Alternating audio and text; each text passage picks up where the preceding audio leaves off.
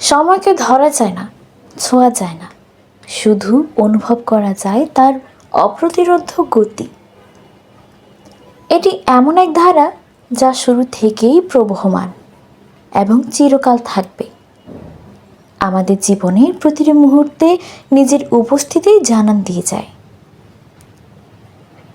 দেখতে দেখতে একটি বছর শেষ হয়ে যায় এবং নতুন বছর এসে জীবনকে আবার নতুন সুযোগ ও সম্ভাবনার দিকে এগিয়ে নিয়ে যায়। তবুও আমরা অনেক সময় অনুভব করতে পারি না যে এই সময়ই আমাদের জীবনের সবচেয়ে বড় সম্পদ। নতুন বছরের 10 দিন যেন চোখের পলকেই চলে গেল।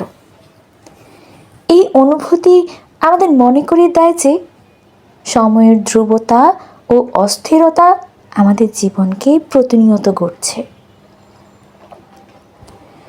সময়ের স্রোত থেমে থাকে না।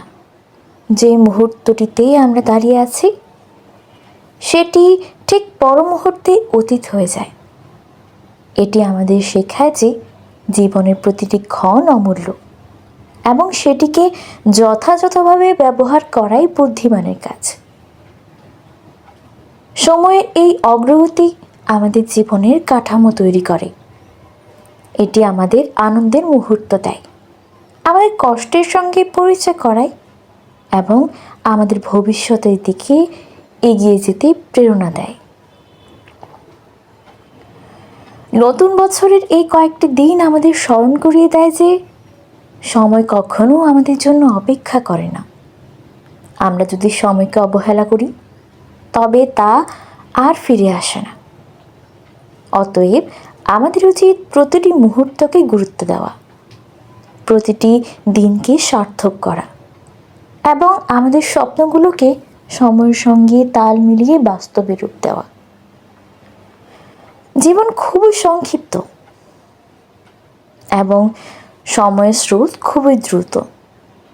তাই আমাদের চেষ্টার প্রতিটি পদক্ষেপ যেন সময়ের সঠিক ব্যবহারে নিবেদিত হয়।